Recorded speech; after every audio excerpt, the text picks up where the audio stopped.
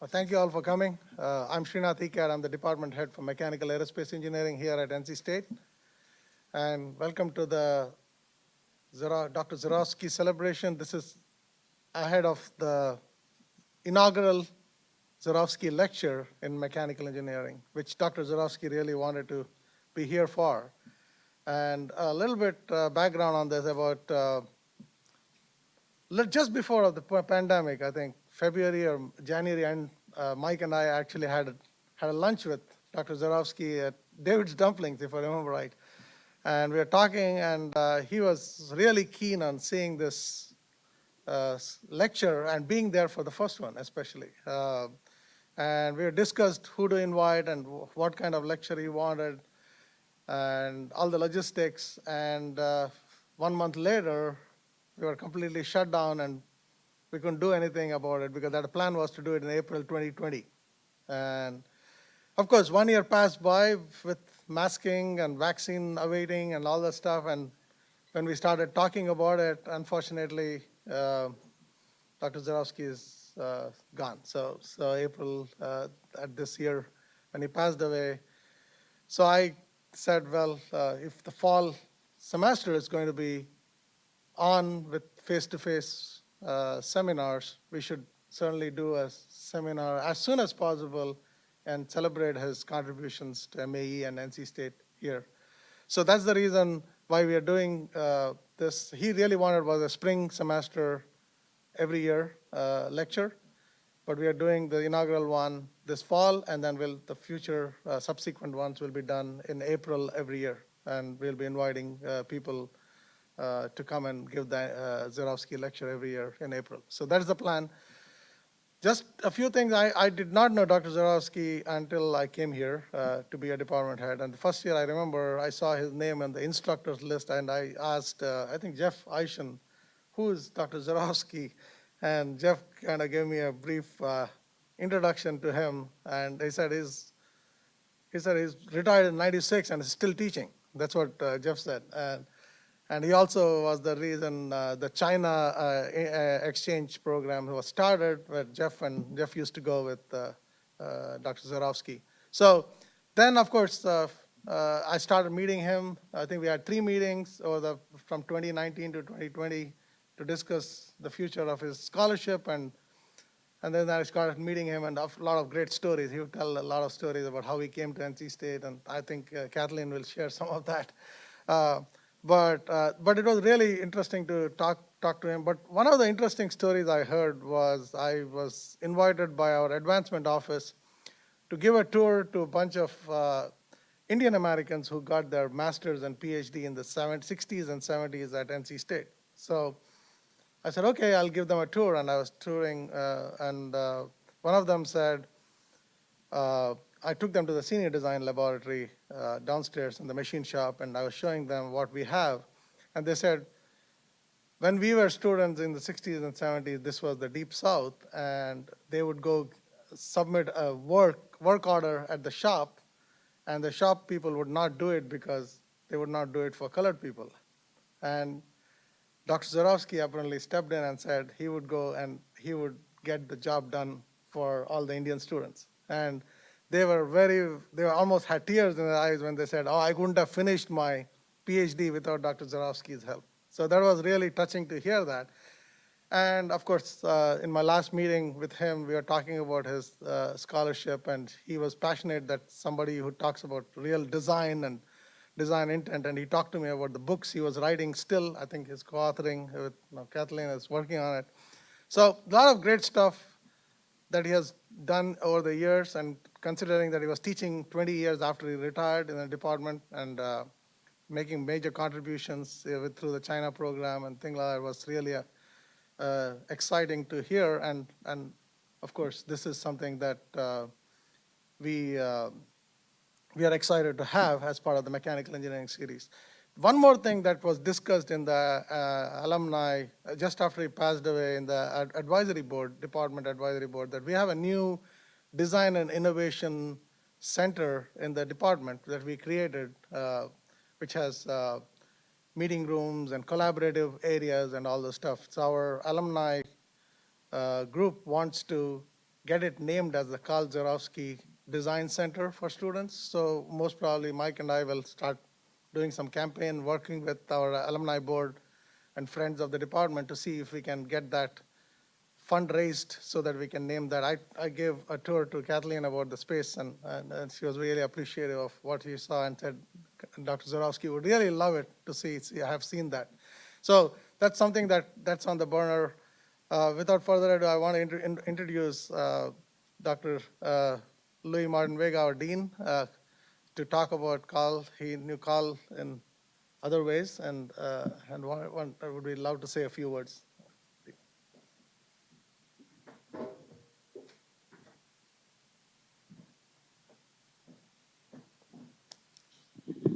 Thank you, thank you, Srinath, and good morning, everybody. Let me first of all thank the department for doing this, and Louise and the family for being here. I was trying to think back. I first met Carl, it was 30 years ago. I was a program director at the National Science Foundation. And I came here to do a site visit and give a talk at that time. And already at that moment, this is 30 years ago, his impact on the department and the college was very, very strong. There's a lot of things that we can talk about in Carl's history and legacy, and I know some of that is going to come out maybe in some of the other folks that are going to speak. But at that time, I believe Carl had already been perhaps the department head by then. He was involved in college administration, certainly as an associate dean. But more than that, he was the creator of a number of programs. IBM had really gone out with a lot of proposals, RFPs and things to really try to move manufacturing back into the mainstream in academia. And he led a team that eventually resulted in the creation of what is now the Integrated Manufacturing Systems Engineering Institute, or IMSI. So Carl was the founder, co-founder of that to this day, right? One of the most successful professional master's programs we have in the college. But there was another program that was also NSF funded that was coalitions that had to do with engineering and education. And in this case, it was the Southeastern Coalition, Succeed, and Carl was one of the leaders on our campus on that. The legacy of that is that practically everything we do in this college that has to do with first-year programs, that has to do with bringing in greater numbers of women and underrepresented minority students, really enhancing the educational experience for all of our students in the college, stemmed from that Succeed effort. So, you know, we could go on and on and on. And I guess the main message that I'd like to share regarding Carl is that everything we do is on the shoulders of those that have come before us and what they've done. But in the case of Carl, these were very broad shoulders over many, many years. And Louise, we were reminiscing a little bit about 2007 and China. And as if Carl and Louise and everybody had not done enough, there they were starting a study abroad program for us at Zhejiang University. And you would spend, I know, at least 5 summers there, right, dedicated to the development of those efforts. The other thing, though, quite honestly, is Carl was in Page Hall. He still had an office there. We were able to see each other every now and then. And just him as a person, his optimism, his good cheer, this is the kind of individual that I always enjoyed seeing. And Carl was a tremendous mentor and a role model. He loved being at this university, but he gave us a tremendous amount by being here. 60 years of legacy. That's really, really phenomenal. And I think even almost till his final days, he would tell me, you know, this is what I want to do. It's what I've always wanted to do. This is what's kept me young, and he was eternally young. And, you know, I would look at him and I would think, you know, I would hope that someday I would be fortunate enough to be doing what Carl is doing at this moment in his life and his career. So last year, I think it was last year, the year before, was it? we started thinking about creating an award in the college, a Distinguished Service Award in the College of Engineering. But the reason that we started thinking about it was because of Carl. Carl was the initial recipient of this award, and it was really what he has done and his legacy that motivated us wanting to provide that recognition. So to say that he has made his mark in the College of Engineering at NC State is an understatement. He's made his mark across so many things that we do at this university. But more than that, I think he's made his mark in the hearts and minds of every single person and student that he's touched, the thousands and thousands of people or more over all of his career. So there's nobody who's ever met Carl who would ever forget him. So thank you for doing this. Thank you for the legacy that this provides and the history that it will provide going forward. I want to thank Mike, Dr. Sutton, for being here to do this for us. I know you have a tie to the department. It's wonderful to see you again. And, this is exactly what we want to do. Understanding, whether it's our students, our faculty, and everybody, that everything we do going forward is based upon what people have done prior to that. And our job where we are now is to try to build on that.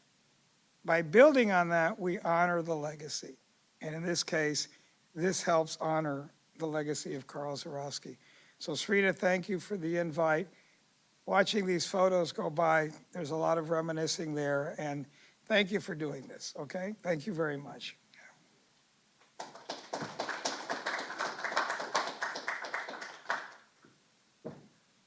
I want to invite Jeff Eisen to talk about some of his experiences working with Carl, especially on the China programs.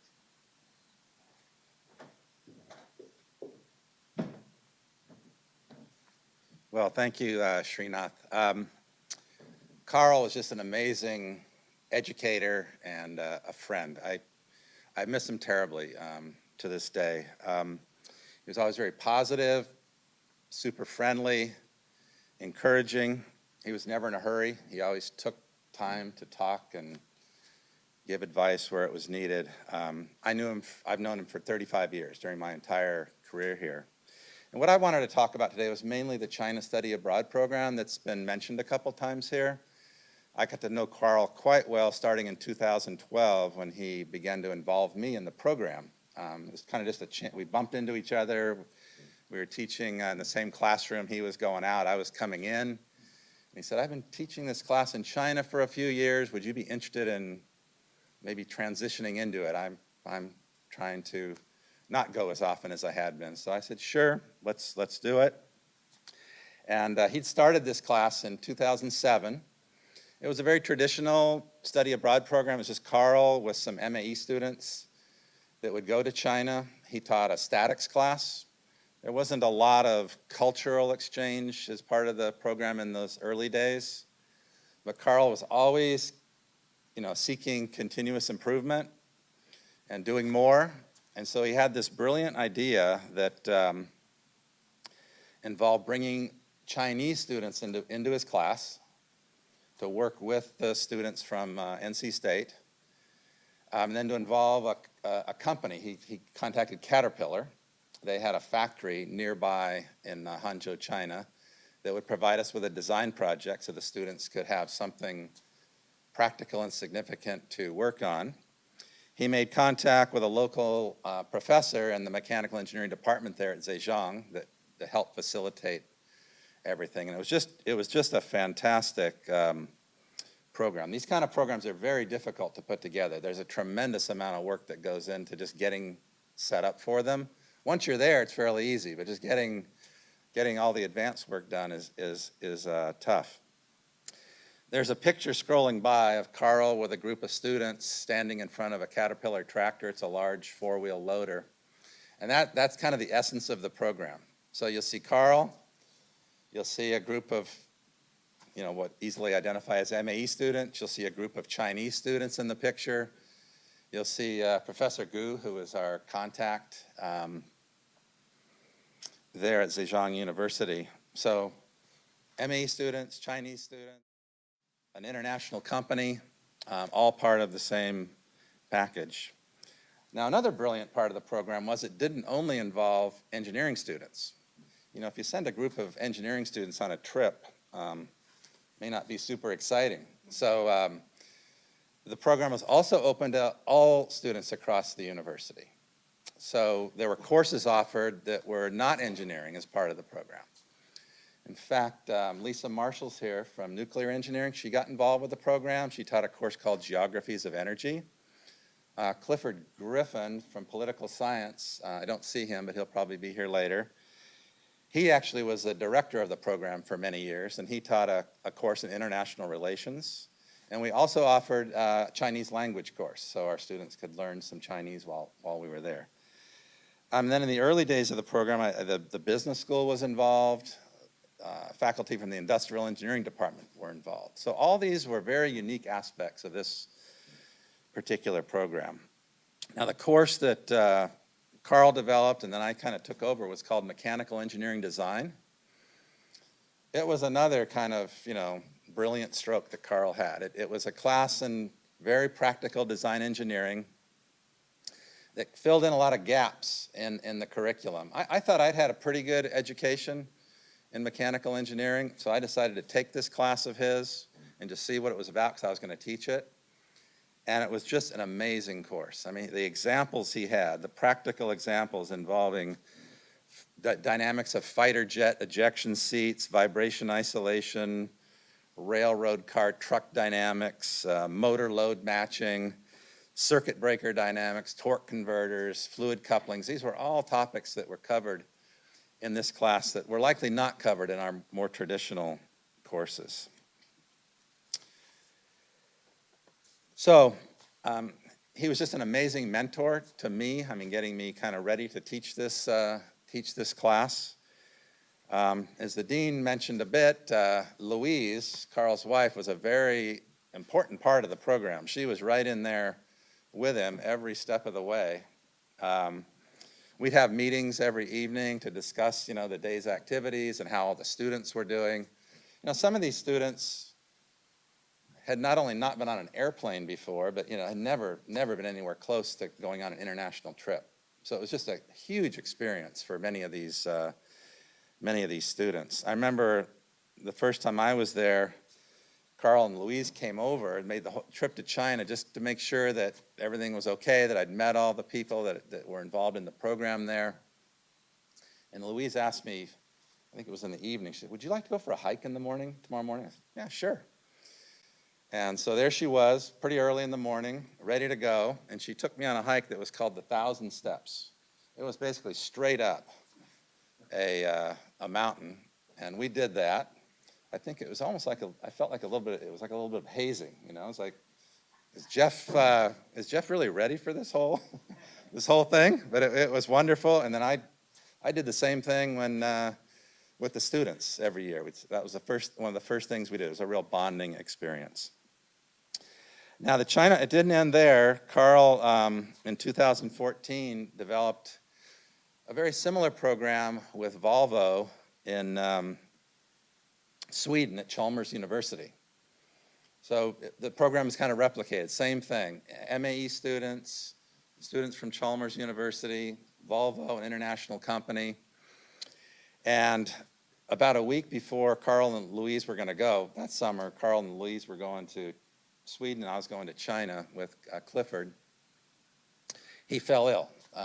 He got cancer. He got the diagnosis a week before he was going to go, so we had to make some very quick adjustments to the program. We still did it kind of at a distance, but that was, it was just fantastic. And I remember just the commitment of Carl and Louise. They were down to the level of, I think the first thing they were going to do when they arrived there was buy mattresses for the students to sleep on. You know, there were some of those kinds of details had to be taken care of, and they were going to do that. And now Lisa and Clifford, and I think the dean, are working on a program in Puerto Rico. It's been kind of delayed because of COVID, but I'm sure that will come to fruition at some point in the near future. So I'm sure Carl's legacy is going to live on in terms of these kind of study abroad programs, but I really think his true legacy is the lives of the students he touched. And sometimes we don't even know about those kinds of influences, but I'm sure that there's many students that felt that this was a very significant experience in their life. It may have inspired them to take a job that had a real international aspect to it.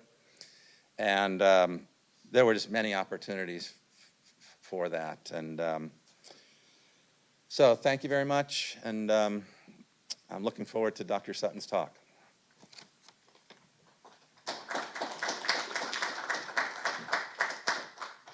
Thank you, Jeff. Kathleen?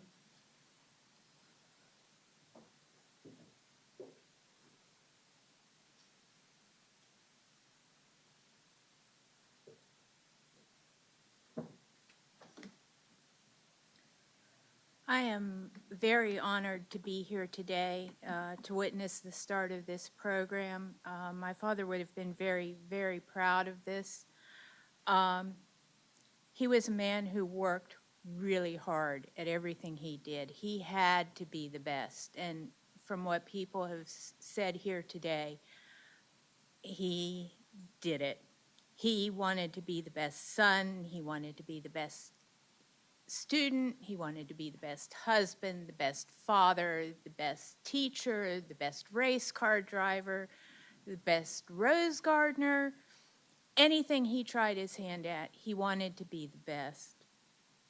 And he had a very long life in order to do this. His trip from growing up to NC State is a little interesting, and I'll try to make this short. He was born of Polish immigrants, so he was a first-generation American.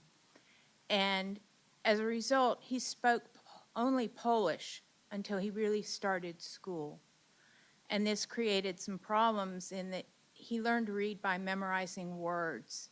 And if you can imagine trying to learn to read by memorizing all the words and not knowing how the alphabet fits in, it gives you an idea of the mind of my father.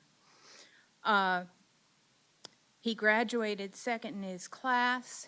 He got a scholarship, a full scholarship from U.S. Steel, and he went to Carnegie Tech. And while he was there, he was asked to teach a course when he started his graduate work, because the professor who taught it had quit and they needed somebody to teach the course. And my dad said, yeah.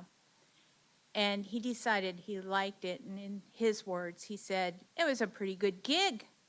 You know, I liked this. I wanted to do this. And NC State approached him in 1960 to come down to teach, and he came down and interviewed. I'm sorry to say he wasn't really impressed, and he went back to Carnegie Tech. In 1961, he took a trip to England. It was a 3-month study abroad type thing. And he came back and said, maybe there's something else. I'm going to contact NC State again, because they said they were going to do some things. I want to know what they were going to do. So he contacted NC State. NC State was still interested. He met with Bob Truitt, who was the department head at that time. And they hit it off, and in 1962, we moved down here in time for the fall semester. So he's been teaching at NC State since 1962. He was well loved by his students, by the faculty. I kind of found this out the hard way. I, too, was an engineering student. I started way back when. I started while he was still department head. And that created some problems because he taught courses that I was going to take. So we made an agreement that I would not take a course he was teaching and he would not teach a course that I was taking. That worked all well and good until we got to 415 and 416, which were the senior design courses. He taught them, I needed to take them. So he took a year off. It's two of the very few semesters he ever missed teaching. My fellow students were very upset. They wanted to take the course under my father, and I was the reason he wasn't teaching, and they let me know. They really let me know. But for my father, teaching wasn't a job. It was a calling. It was something that touched every part of his life. And my brother and sister, I hope, will agree with me. You kind of didn't want to go as the child of my father to ask him for help with homework, because you'd ask him a question and you wouldn't get an answer. You'd get asked another question. And then you'd get a 10 to 20 minute lecture on what you were trying to learn. And so I didn't go to my father very often for homework help, especially when I was at State. And I don't think many of the faculty or any of my students knew this. I can give you one example that says how good he was at teaching. In high school, I decided to do a project, a physics project, on the collapse of the Tacoma Narrows Bridge. And I couldn't figure it out. I didn't have enough education to do that kind of project, so I went to my dad. And I needed to learn about moments. And he said, I'm going to teach you statics in 20 minutes. He said, you'll do fine in physics. It'll get you through physics. It'll get you through statics. And he gave me a 20-minute lecture on statics. I aced the course. I didn't hardly do any homework. I didn't hardly study. Set me up for failure for dynamics, but he did. He taught me a whole semester in 20 minutes. That doesn't mean he was always right. The one time I remember going to him for help was with 415, 416. I'm going to take a moment here. 415 and 416 was brought to this school by my father. It was an idea of the department head at Carnegie Tech. And my father came here and he started the program where 415 was a problem-solving course and 416 was a design course. And I understand since then that 415 has really become 413, and 416 has spread out to a whole semester of 415 and 416. When I took it, it was still the same two courses. But I had a problem I had to work on, and I couldn't figure it out. And I worked for a week on it. And I finally went to my dad, and I said, I can't figure this out. I just don't know how to do it. So he and I stayed up most of the night together working on the project, on the problem. We got an F. There was some assumption that we were supposed to make that wasn't a real world type of assumption. It was one of these, if you make this assumption, the problem works. If you don't, the problem doesn't work. We didn't make it.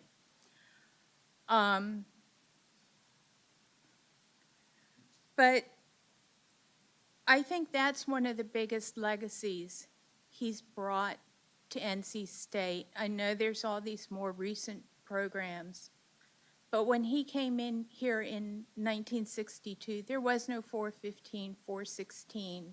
There was no course to tie all those little blocks of information the students had been learning as undergraduates. There was no course to tie them together, to say, okay, you've learned statics, you've learned dynamics, you've learned thermodynamics, chemistry, physics, heat transfer. What do you do with them? And that's what 415 and 416 was designed to do. So in that way, my father not only taught thousands and thousands of students, He taught this university how to teach engineering. And using this lecture to further education is one of the greatest honors. Sorry.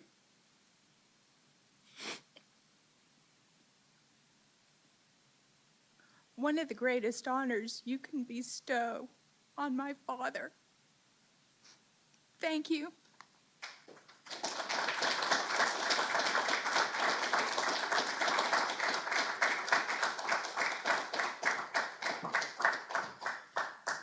Mrs. Louise Zorowski, please.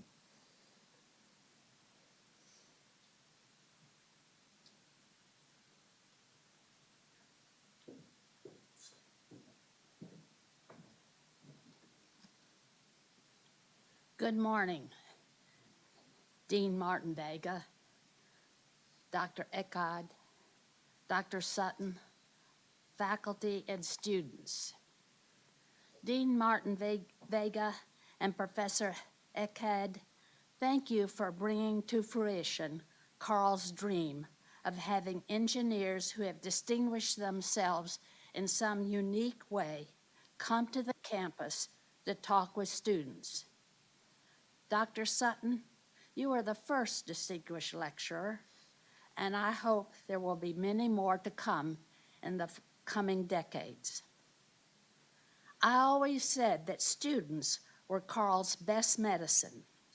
They kept him on his toes mentally, and their energy kindled his spirit and kept him young at heart. May this lecture add a little extra stimulation and some extra insight into what you are already receiving from your professors. Isaac Newton was one of Carl's heroes, and I leave you with two quotations from Newton. My powers are ordinary. Only my application brings me success. No great discovery was ever made without a bold guess. May you apply what you know, and may you guess wildly.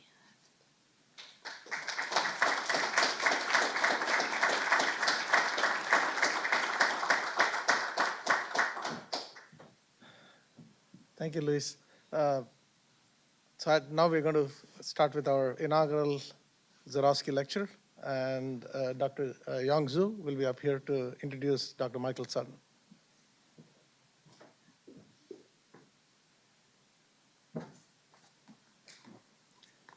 Good morning, everyone. Let me take this off. Good morning. It's a great pleasure to have Professor Michael Sutton from the University of South Carolina for the inaugural Zorowski lecture today. Professor Sutton has a long list of accomplishments, so I will keep it short. Professor Sutton received his PhD in 1981 from University of Illinois. In 1982, he joined the faculty of University of South Carolina and became the Carolina Distinguished Professor 10 years later. Professor Sutton has received numerous honors awards for his contributions in the fields of experimental mechanics, computer vision in solid mechanics, and fracture mechanics.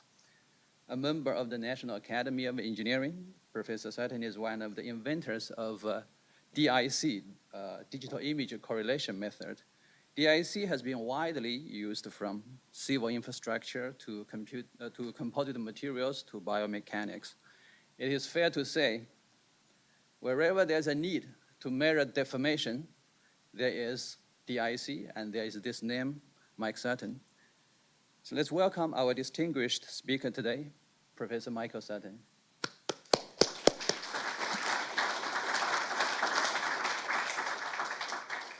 Gotcha. Okay, we'll keep it going. Well, thank you for inviting me. It's quite an honor to be the first for Professor Zorowski's lecture series, and I appreciate much the opportunity to do so. The first topic we'll talk about today is something I thought he might like. After listening to what I've heard today, I'm pretty sure he would have. It deals with a very good application, dealing with something we're all familiar with, and that is shingle systems on houses. So it's a topic that I think he would have enjoyed. The others will be dealing with more complicated things in the sense of large aircraft structures and how we manufacture them, and how do you make measurements to understand what's going on there. So let us get started. Rather detailed outline. I'll just briefly go through what's here. The first part is on the shingle work, which is here. We'll deal with that. This is kind of introducing it. This is the measurements we had to make as part of a process of modeling it that we'll leave to another time. And then we talk about here the next topic in it, which is another part of bonding, which is wrinkle formation when you're making aircraft structures, when you're placing toes on structural surfaces, composite toes, and how we use DIC to make those measurements for the first time.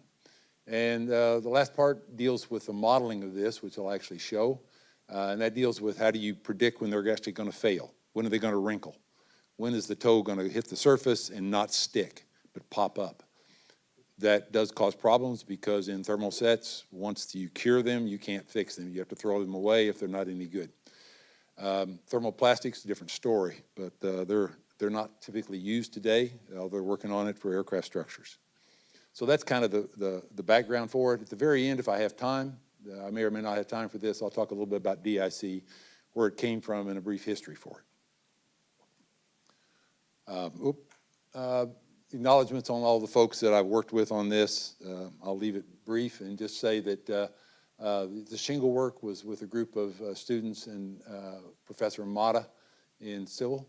All of the work that we did, this was part of a Boeing project that was done with my graduate student, Sri Rajan, and a couple of professors, Tadding and Gerdal.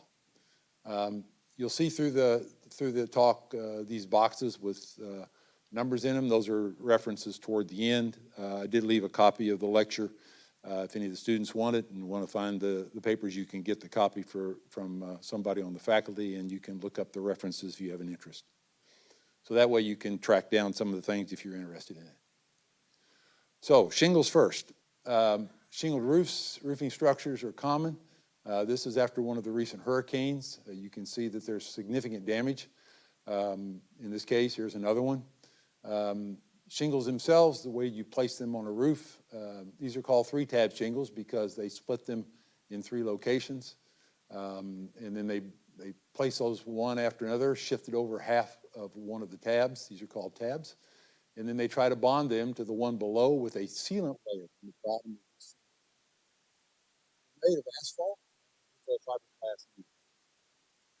So the material is actually a bitumen, which is an organic thermoplastic.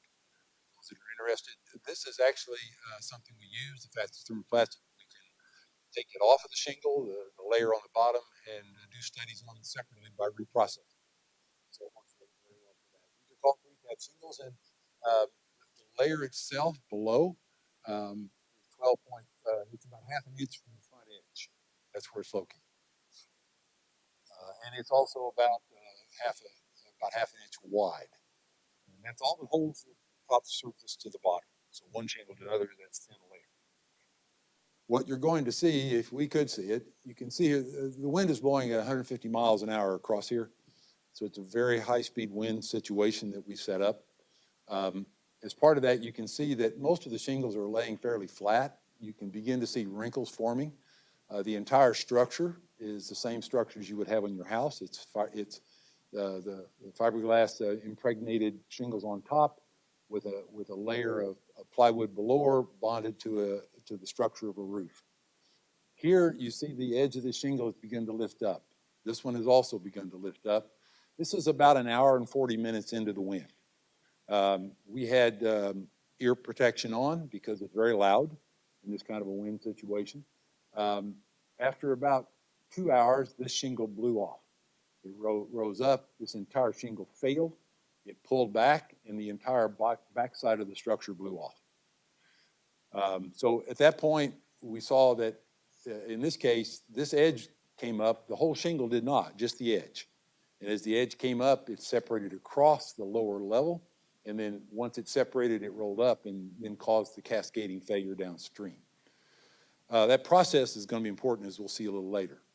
In this case, because of that, we decided to get a little bit more involved in some of the analysis of how this failed.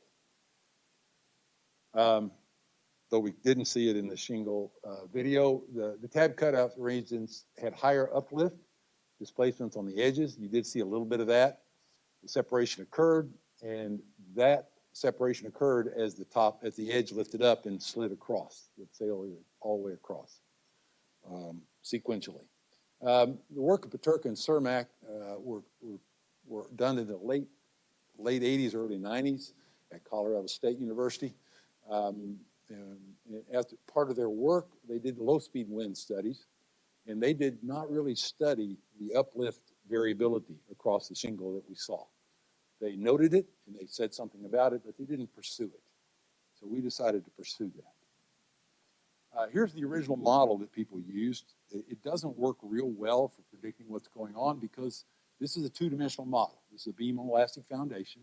This is the elastic foundation, the sealant that holds it. And this assumes that the whole shingle bends up uniformly all the way across. Obviously, that's not true. We saw that in the video.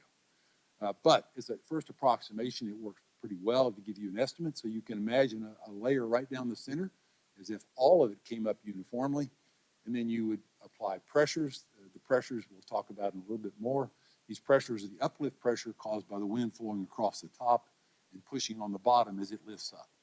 That differential pressure is pretty large, and that is the driver for the failure of this interface region right here, which we, in beams on elastic foundation, we model it with basically springs, the elastic foundation formulation.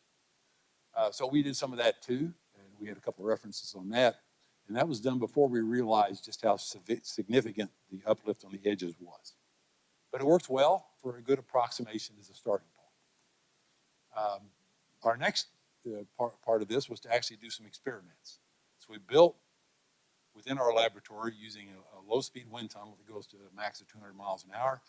We built a structure that has on it the shingle roofing system. We put it on a steel, I guess you would call it foundation, which is a steel support structure so that it didn't deform, only the shingles deformed.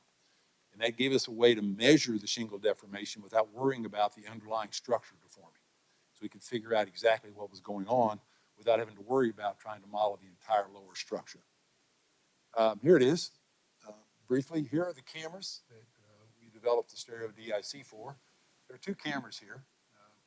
This structure is above the wind tunnel. Here, this is at 10 degrees, and there's the shingles.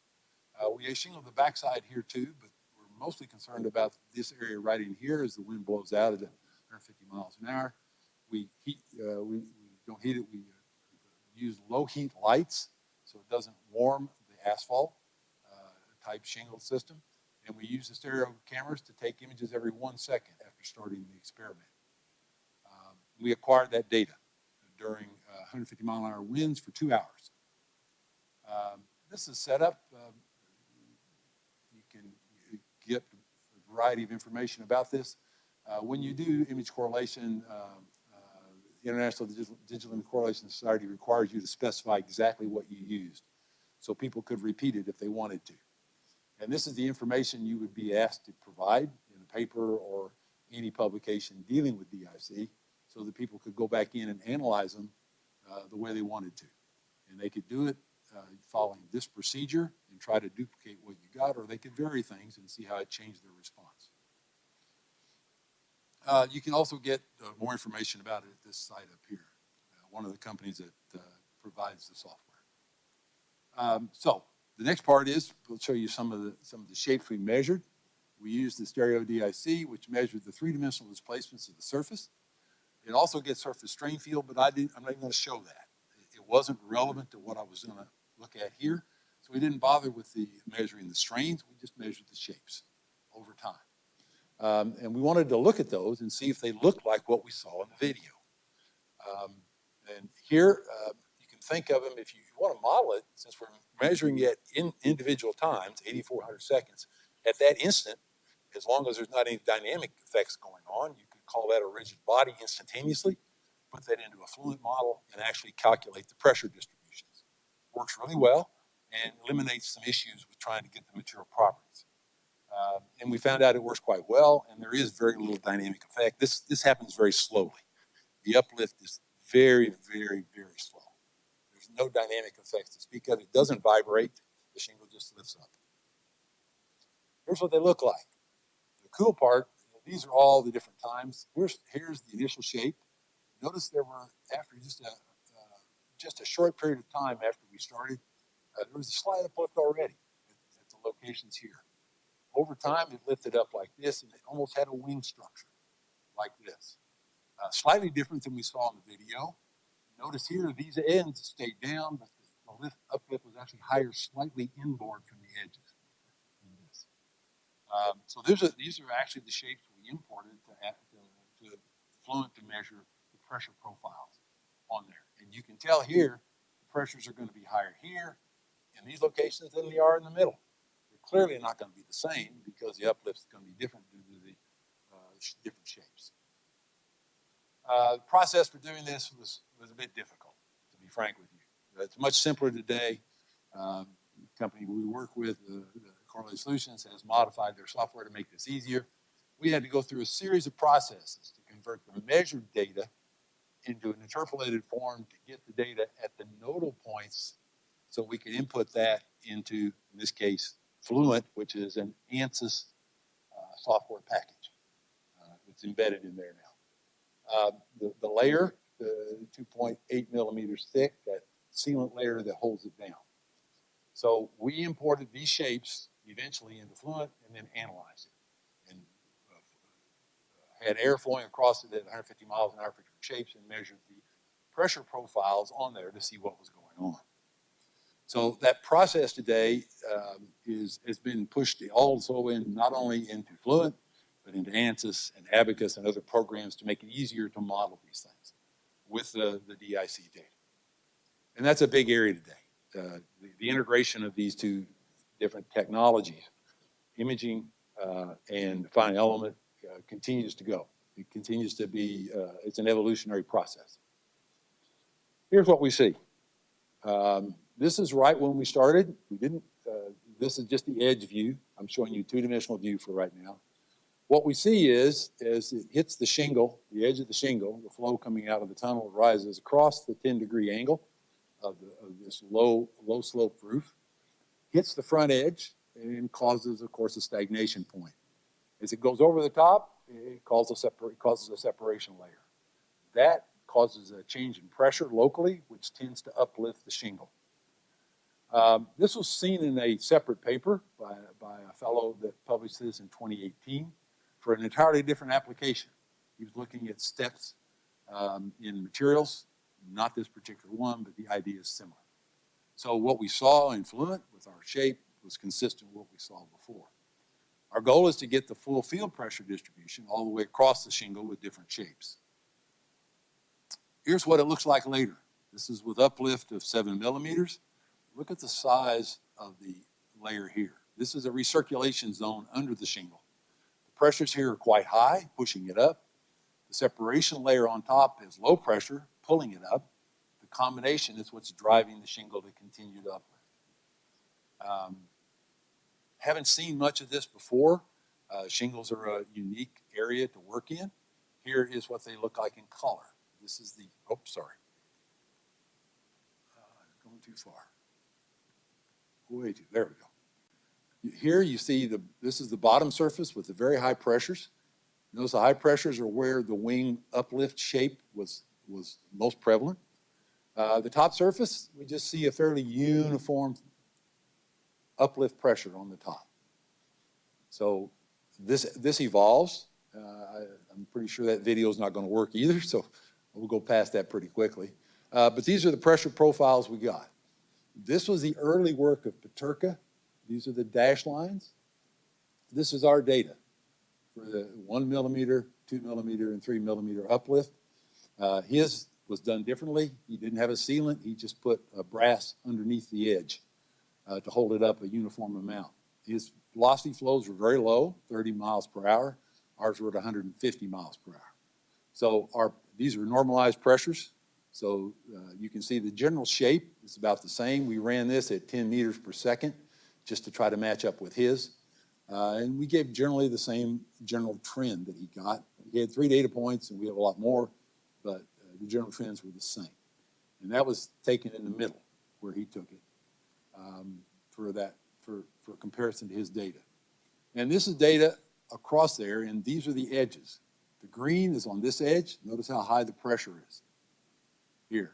The blue is on the other edge. It's also higher. All the middle ones are lower. So obviously a two-dimensional model is not going to do a very good job of showing you this. Clearly the parts that are going to be most important are these parts here. The edges of the shingle are going to drive when it fails. That's what this shows. These are the pressure differences here, the percent differences.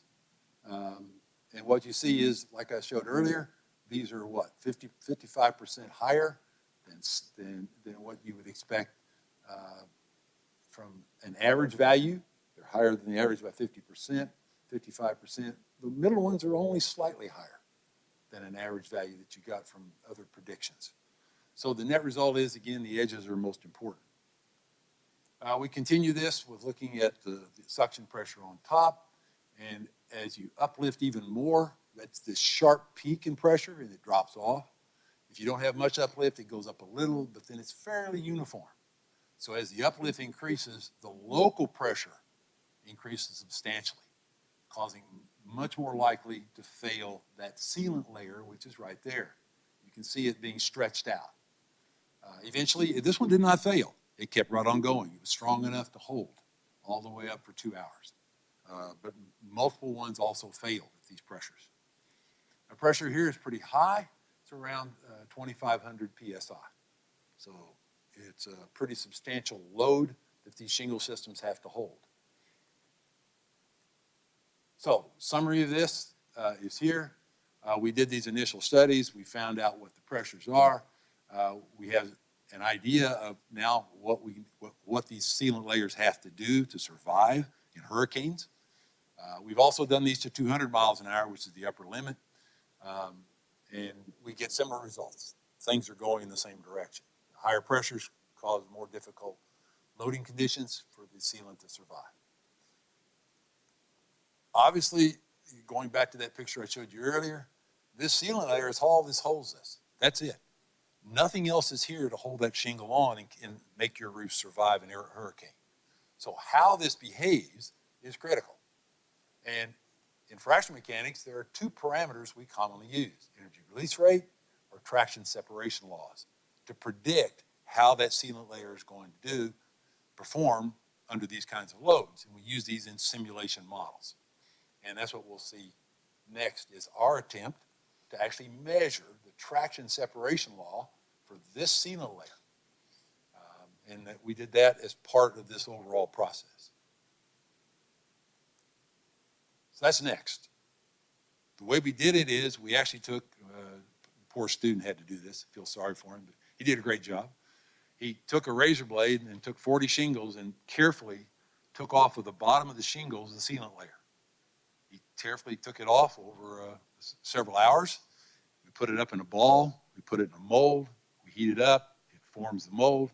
We then use that material to form a new sealant layer on other materials. That way we can test the sealant layer independently. Since it's thermoplastic, we were able to do that effectively here. Certainly couldn't do it with thermal sets, but here we could do it with no trouble. To do this, we have to go back to some earlier work, well-known work, a fellow by the name of Jim Rice from the 1960s, still around, the J integral. For those that know much about fracture, critical part of this was being able to use the ideas there. This diagram of what's going on, there's the sealant layer. You can imagine right now that this is the front of the shingle, and it's trying to lift up and tear the sealant layer. These cohesive surfaces are what we're trying to model, how strong they are. We typically use a bilinear law for how this behaves, the sealant layer.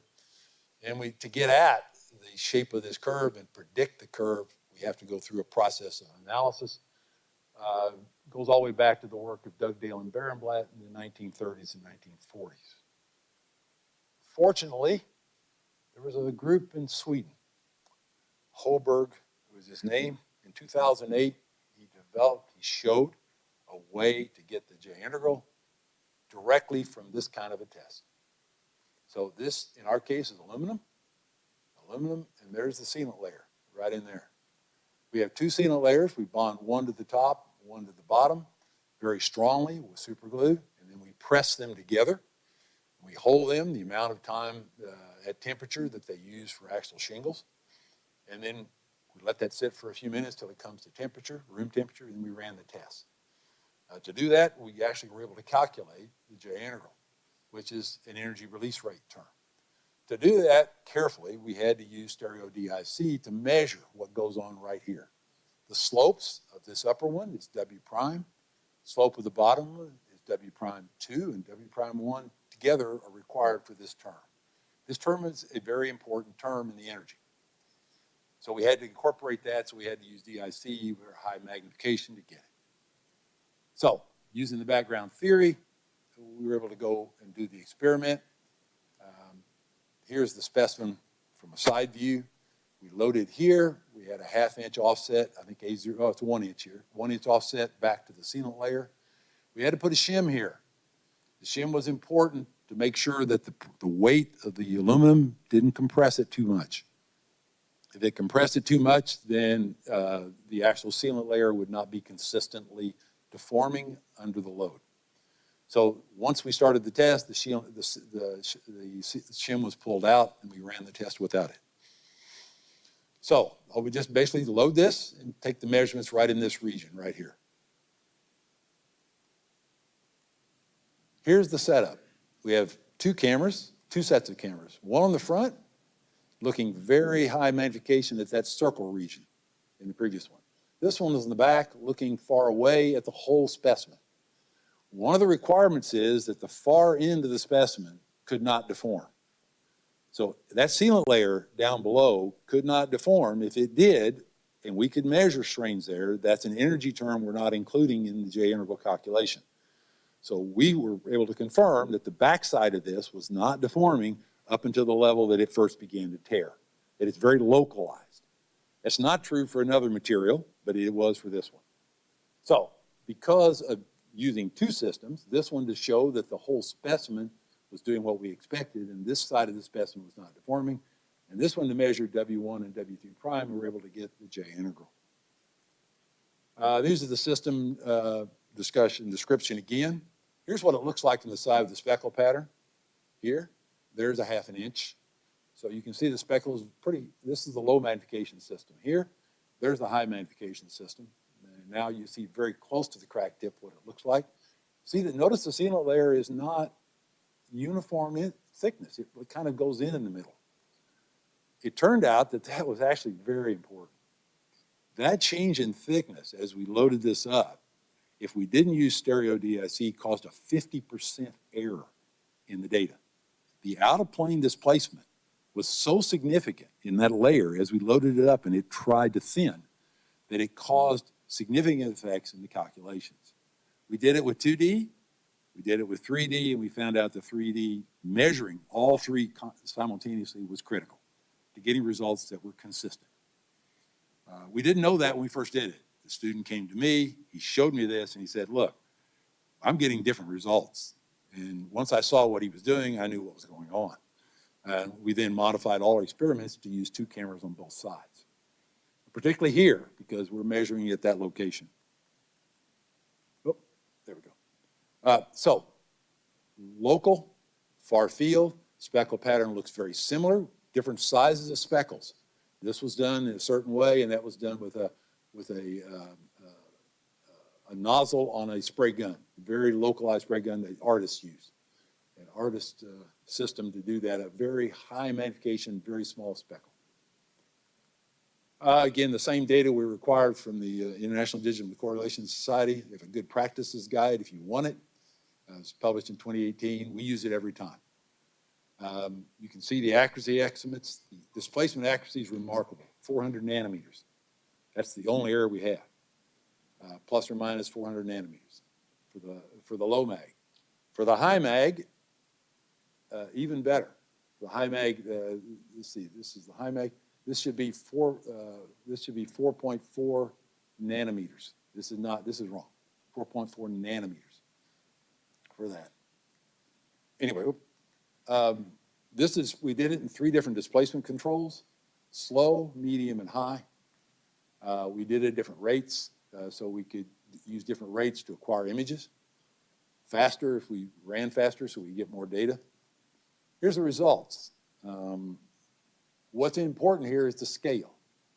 In this case, what we see is, in this case, the displacement went out to about 0.25 before it failed. About 0.2 at this rate. Look at this one. 1.2 microns and it failed. The scales are not the same. This failed very fast. It's brittle. Once this shingle got to a certain point, if it started loading too fast, the whole thing's just going to go boom. And that's what we saw. The video, unfortunately, didn't play. When you saw it get there, it was instantaneous. And that was because the rates were too high.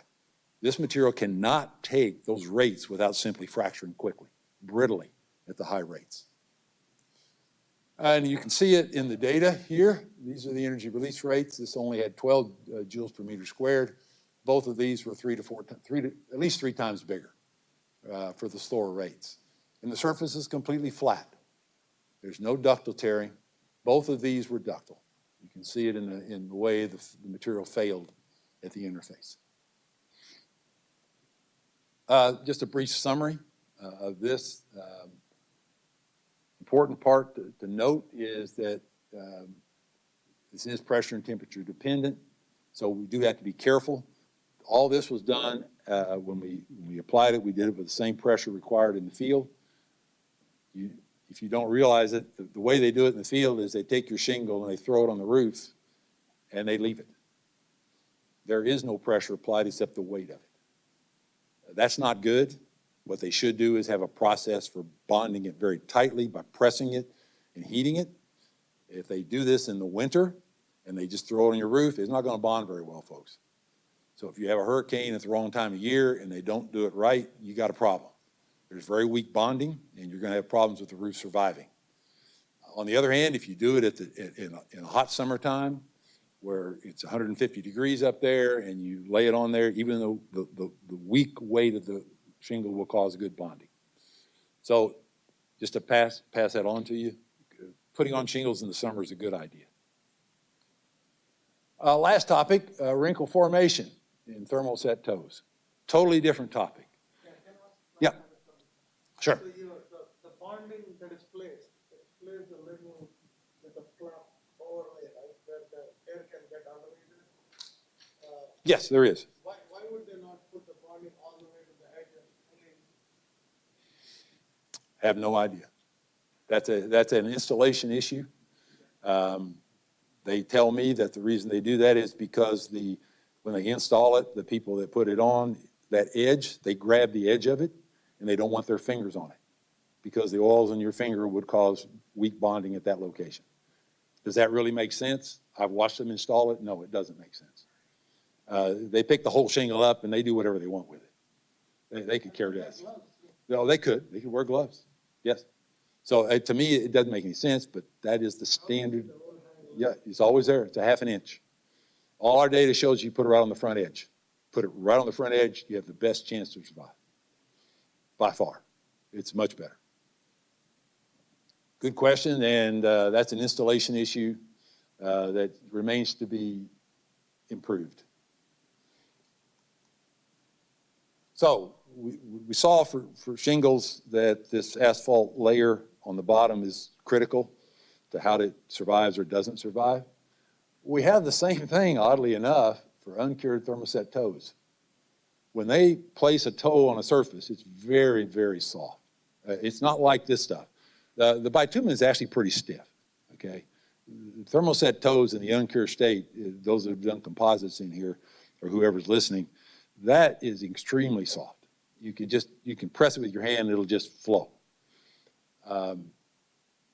Those have the same issue. How well does it bond? And how do you determine how well it bonds? Because you need to know that to determine whether or not when you place toes on surfaces, on curves and around corners, around windows in an aircraft that's made out of composite, is it going to stay down and stay bonded, or is it going to wrinkle locally and cause a potential defect? So those are the next topic here in the time I have left. Here's what happens. This is a 300 millimeter radius of curvature. This is a 2,560 millimeter radius of curvature. This is straight. These are the speckle patterns on them. We were the first to make measurements on these during advanced fiber replacement with DIC. What we found was wrinkles here and here. The red area is the uplift, the displacement. So we did some baseline tests. We show how it worked. We saw that it would work, and so we actually made some panels, putting toes down on different radii of curvature, measured what was going on, and then tried to simulate it to see if we could predict it. It's not going to work, is it? It works? Can you play it? Because I'm not even going to try. I already tried this once and it didn't work. I'm going to let somebody else give it a shot. Oh, beautiful. This is the toe being placed. That's the roller. You can see here the wrinkles are popping up. This is a simulation. This is not experiment. We're simulating the process. And what we see is a series of wrinkles that are not uniformly spaced on the inner edge of this composite toe. The composite toe, in this case, is a transversely isotropic carbon epoxy toe. This is a 6.35 millimeters, a quarter-inch toe, standard. This prediction matches up reasonably well with what we saw when we actually did the experiments. The traction separation law data that we used in, all this was done in Abacus, with Abacus Explicit. This data we'll talk about, I had to measure these. My students and I spent almost 6 months getting that data. A bit tricky to get that right, as it turns out. But if you use the correct data from the measurements, this is what you get. So we were excited about that. Well, here it goes again. Cool. First one wouldn't run, so I'm running this one twice. How's that? Okay, so we know it's repeatable. Humor. All right, not much humor. All right, so these are what we measured here. If it's a straight path, we found no wrinkles. We didn't predict any. If you have a radius of curvature of 305 millimeters, which is fairly sharp, it's like around corners of windows, the way they do on windows on aircraft, on composite aircraft structures. There we saw wrinkles consistently. These here were what we, I guess you would say, calculated experimentally. We had 12 large wrinkles. We measured these and we had to calculate the variability. So the spacing, the wavelength, that's the distance between them, was around 21 millimeters. In one, 15.5, and it varied quite a bit. Lots of variability. The wrinkle predictions, when we updated the code, notice there was a lot more variability than you saw in that video. Once we updated it, we found that we had about 2 millimeter variability in the wavelength. The width of the wrinkles, 8 and 7, experimentally. The prediction was about 11, pretty close, not bad. And amplitude, the height of the wrinkles varied between around 0.5 millimeters experimentally, about 0.8 theoretically with the simulation. We were very happy with this. Had never seen this before, knew it was something useful. We since transferred the code to Boeing, and now they're using it for their own purposes.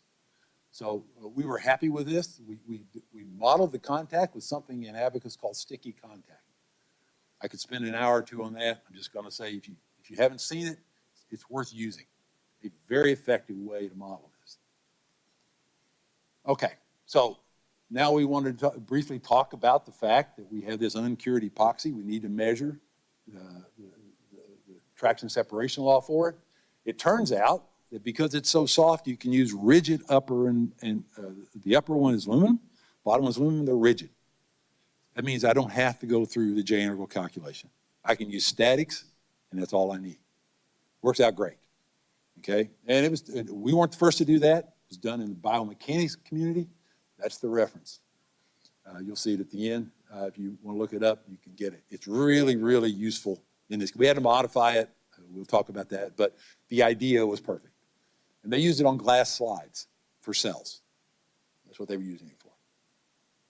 Okay, here's what it looks like. There's the speckled upper and lower specimens. This is the bonded region.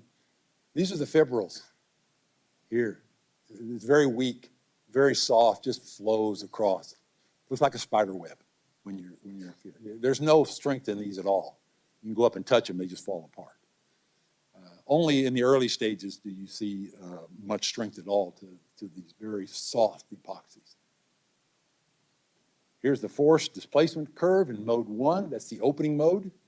Here's the force displacement curve in mode 2. That's shearing, in-plane shearing. Notice they're quite a bit different.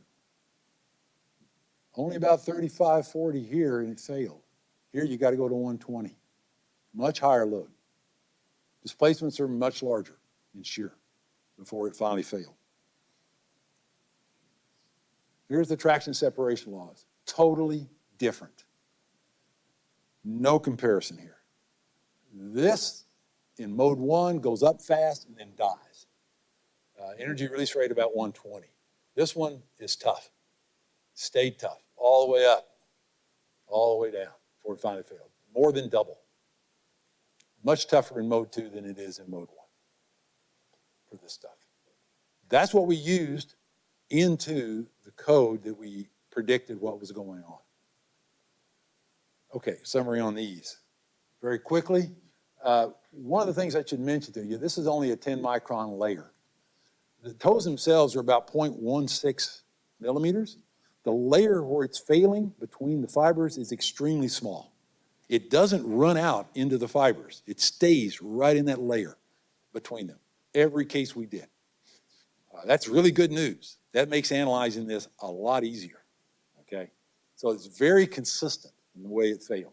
We ran multiple tests with this. This is not one test, this is many. Energy release rates, there's a slight variability. We got between 105 and 135 for this, 240 to 270. So very tight tolerances on the energy release rate too. Not much difference there. Other thing to note is, you may ask, what about viscoelasticity? This happens very fast. When you saw that video, you didn't realize how fast those wrinkles occurred. The wrinkles occurred in less than a millisecond. When this roller pops across, as soon as it leaves, the wrinkle starts forming. It either is going to stick or it doesn't. The whole thing's over in 0.1 milliseconds, in 100 microseconds. That's it. Very short period of time, it's over. So viscoelastic effects are minimal. There is a small effect, but it's not much. That was good news for us because it makes it easier to model it. Okay. We use stereo imaging for this all throughout. Very helpful in this work. We couldn't have done some of this stuff without it. So it's really, really useful for these kinds of applications where you need high accuracy. Accuracy of 50 nanometers, that's very common with these high mags. You can even do better. The higher the mag, as long as you have good data, you can get 5, 10, 20 nanometer variability in the displacements at high mag. That's it for the main talk. That's it. It's a kind of a quick overview. Do we have time? Okay, well, let me give you 2 more slides and we're done. A little bit of history about DIC. People oftentimes think that DIC just pops up. This has been around a while. First guy to do it was a fellow named Gerald, you probably never heard of, Gerhard Hofbrau. Hofbrau was an engineer. I would think that Professor Zorowski would have liked him. This guy was a real engineer. He was extremely focused in an area called photogrammetry. There's a society of photogrammetry. It is the precursor of DIC. In that society, they call DIC short-range photogrammetry. That's the other name for it in that community. He actually tried to do this in 1957. He took photographs from the air of a region on the Earth from one location to another, so he had to look like stereo views. He didn't know exactly the angles, but he could approximate them. He took those pieces of film and he digitized them as best he could with analog scanning devices. They weren't great, but he got 2 pictures, and he digitized those and then attempted to do what he called long-range photogrammetry, to overlay them and get the height of the ground on the Earth. And he was partially successful with that. He didn't do what we did with getting strains on the Earth and things like that. He was looking at it for very one specific reason, measuring the profiles, the topography of a region on the Earth. So he was one of the earliest to do it. As far as I can find, he is the first to do it. We came up with it for our purposes in '79, and it was transferred to the University of South Carolina, and I came down there in '82, and we started working on it very aggressively for actually strain measurements on surfaces. That was our goal. At that time, a 35 pixel squared subset took 30 minutes on the best computer we could find of AX 11780. You go, what is that? Don't worry, it doesn't exist today. Okay, it's in a landfill somewhere. Today, you can do 100,000 subsets in a second. From 1982, 39 years ago, the speed of the computational power has gone up by 10 to the 8th. This is why DIC is important.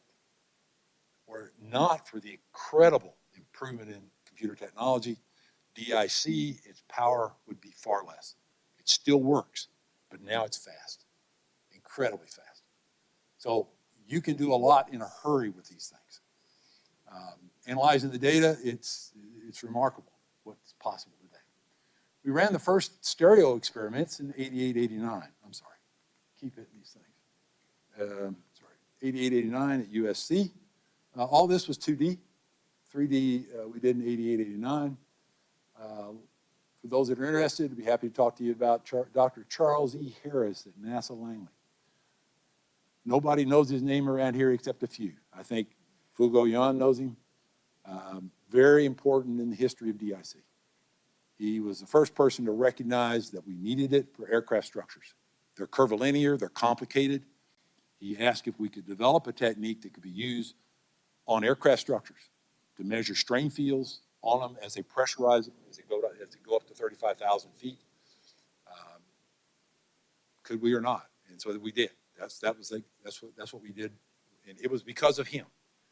And the aging aircraft program was what that was for. We did the first successful experiments on my birthday in 1995. That was when we left. We finished them up. 727. Unfortunately, Boeing did not pursue the technology at that time. Apparently too new. They didn't want to deal with it. About a decade later, they finally did. Most of the work between '82 and '99 was done at USC. A few people, AFRL, others did it, but we're about the only ones that really believed in it during that time. An odd story, NASA Langley and the University of South Carolina had an opportunity to patent that in 1996. In 1997, they declined. NASA said they didn't feel like it was going to be a technology that had legs. I'm afraid they were wrong. But that's okay. We started a company to transfer the technology that was requested by Air Force Research Lab in '97. And the first system was transferred to Air Force Research Lab in 1998. We have one U.S. manufacturer, and that's at Correlated Solutions. You can find their stuff there. And that's it. Thank you.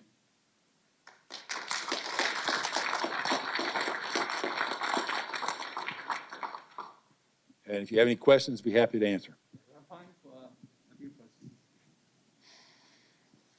Sure.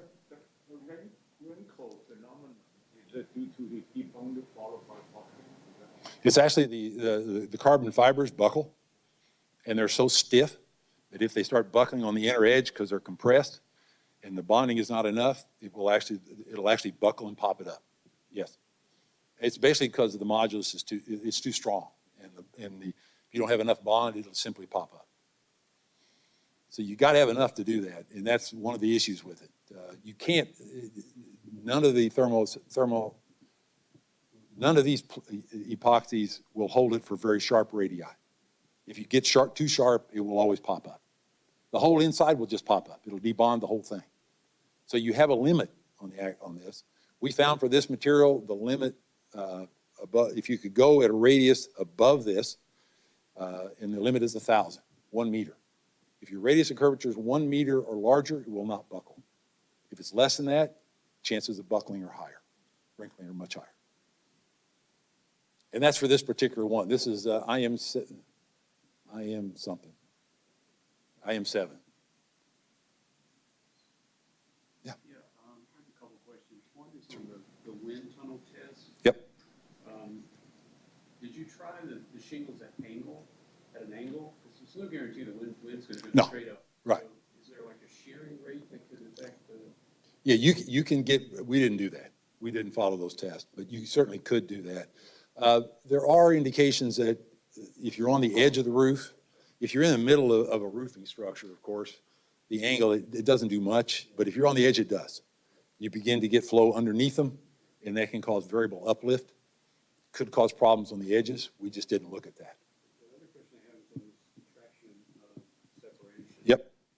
You have this guy between aluminum plates, but in the real system, it's between a shingle and wood.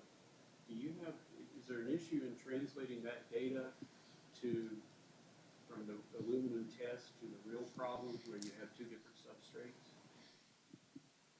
The real problem is the substrate on the bottom of a shingle bonds onto the same material, but it has those UV coated particles, UV resistant particles on top. So as long as they get through the UV coated particles and get to the thermoplastic below it, should be similar. And so that was what we used. We assumed that it did that. If it just bonds to the particles, then the particles themselves could pop out, and then you'd have a different response. That's fine. But our assumption was that it would actually get through the layer, the uplifted particles bond to the thermoplastic below, which is the same material as it is. So that's what we're doing. We're taking two layers that are the same thermoplastic, and bonding them together as if that's like the shingle below and the shingle above. That's the assumption. It seems to work pretty well for our predictions, but we're not sure if it's ideal. Yes. Is there an industry standard using bonding material or the variation? Like first, whether you use a single industry-wide bonding material, because I noticed in application, there's also the installation, right? You also use that.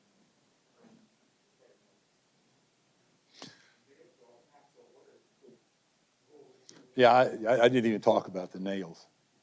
That's another story. The answer is, the manufacturer, there is not an industry standard, no, for installation. There is an industry standard for testing these, okay? But the industry standard doesn't specify how you put them down.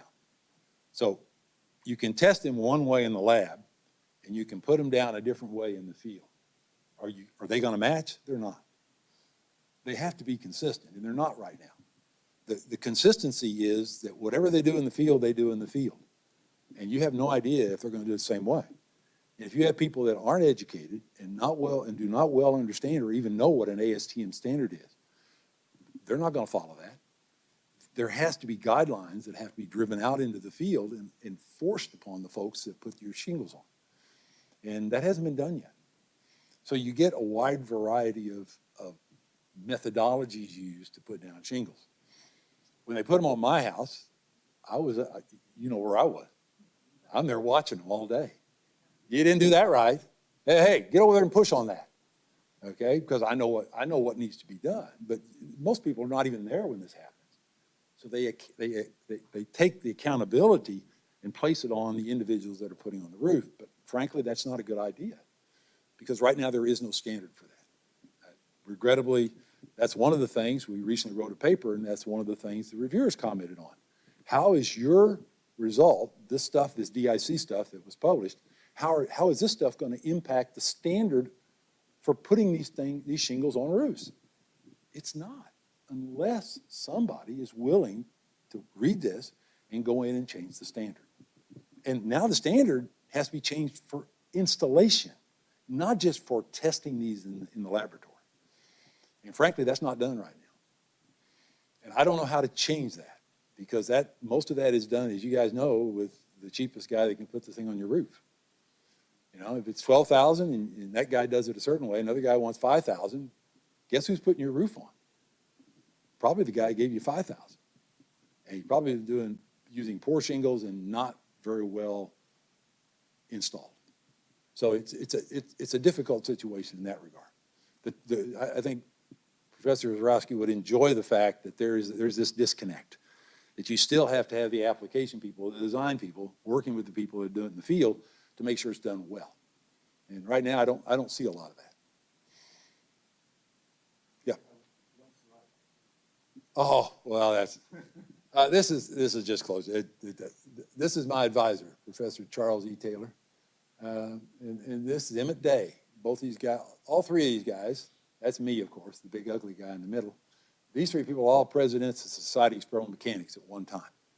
So we got together, right, my Professor Day passed away about a year after this picture. He was 98. Professor Taylor passed away about 7 years later. He was 97. I'm hoping for the same. We'll see. All right. I think that's just perfect timing. Let's thank the speaker.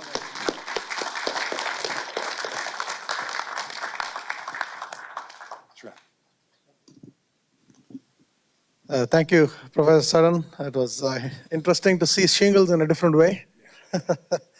I see the roofs being replaced in many houses and never saw it like that, and I think I learned a little bit. Next time I'll be watching those shingles. Thank you, and thank you for attending, all of you for attending the inaugural Zorowski lecture. As I said, the next one will be in the spring, from April from here on. And I hope many of you will continue to come. I also want to thank the family for coming to the inaugural lecture. You're always invited to the next one and the next one and the next one. And looking forward to celebrating many more Zorowski lectures in the department. Appreciate all you coming. And we still have some, I think, do we still have any refreshments left? Or? All right.